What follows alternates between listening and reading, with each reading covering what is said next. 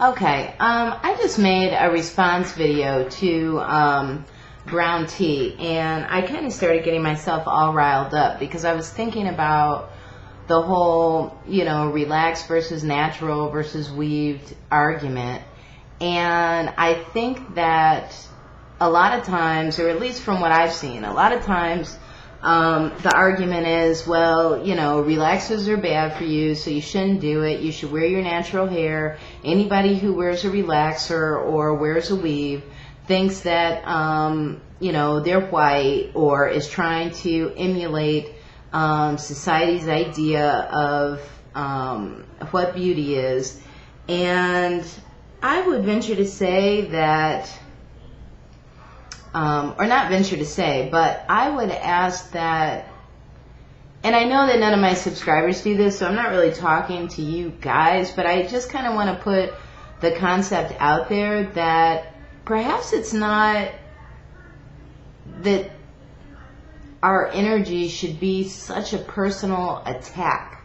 Because one of the things that I was talking to a friend about just today, and then one of the things that I just mentioned in my response video, is that, number one, a lot of women have been getting relaxed since before they can even remember. A lot of women have been getting relaxed because their parents felt that their hair was too unmanageable, or their parents felt like, it was too much of a trial, getting into it with their kids when it came time to detangle and do their hair for the week. So they straightened it because they knew absolutely nothing else to do. And then a lot of other people got their hair relaxed as sort of like almost a rite of passage. I know I've talked to a lot of you, and a lot of women have said that for them, it kind of felt like a rite of passage. I'm a little girl, I have my hair in pigtails or braids or whatever, and then, when I become 10 or 12, I have straight hair and I feel like a young lady. I'm becoming a woman. And a relaxer is part of that process. It's so ingrained in our society and in our culture that, people say that they're using relaxers as a styling choice, but I would venture to say they never really made that choice. I don't want to say very few, but proportionately speaking, there are very few women who are currently relaxed that made the choice themselves to relax. They've just been getting relaxed because they've always gotten relaxed. I mean, I continued to relax when I did relax because I had always gotten relaxed. I never really thought of it. My mom started relaxing my hair when I was in 3rd grade, and, up into adulthood, I kept doing it. I never even gave it a second thought. It was just what I did with my hair. That's how I cared for my hair. I put a relaxer in it, I washed it and conditioned it, I blow dried it, I flat ironed it, I curl and ironed it. That's what I knew. That's what I learned. And so even though people might want to support an argument about a relaxer saying that's their styling choice, I would venture to say that a lot of people didn't make that choice, not as a conscious one. A lot of people weren't at the age to make the choice. And I guess just to expand on an issue that I have with it, it's just that I get so frustrated thinking about the fact that we don't know how to care for our hair. I mean, all of us are here on YouTube sharing tutorials and sharing comments and sharing personal messages and writing blogs, all in an effort to educate one another, all in an effort to share our experiences and what we find works for our hair. And this isn't a styling option. This is the hair that grows out of my head. This is the hair that I was born with. So it's amazing to me that at the age of 43, I'm just learning how to care for this. That, nobody knew.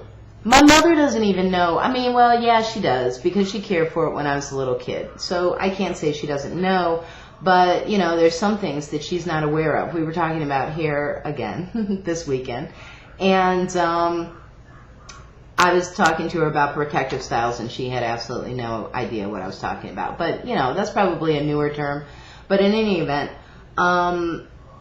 it really, really bothers me. I'm curious if anybody else has thought about this. I mean, I feel like we've been so brainwashed by the ethnic aisle in the drugstore. I mean, if you go down there, the only thing that's even remotely healthy is the Jerry Curl spray, and if they have any type of natural oils, that.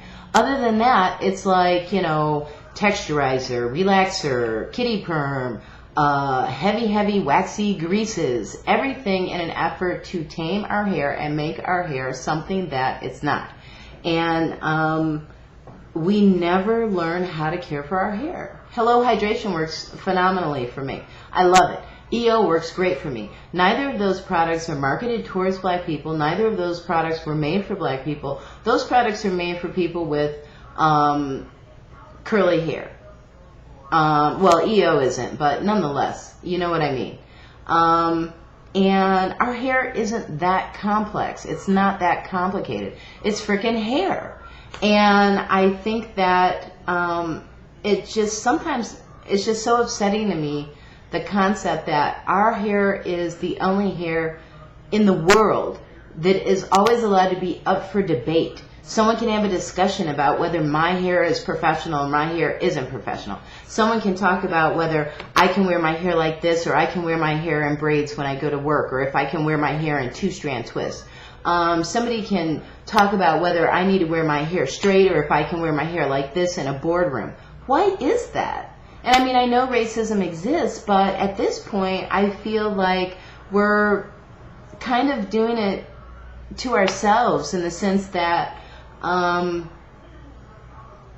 those types of incidents are few and far between, and that it's up to us to put out, you know, a positive image and show people that natural hair is beautiful, and that we don't have a problem with it, and that we know how to take care of it.